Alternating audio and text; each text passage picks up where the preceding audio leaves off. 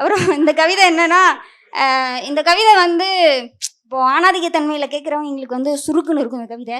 ஆனால் அப்படி சுருக்குன்னு இருக்கணும்னு தான் இந்த கவிதையை எழுதுனேன்.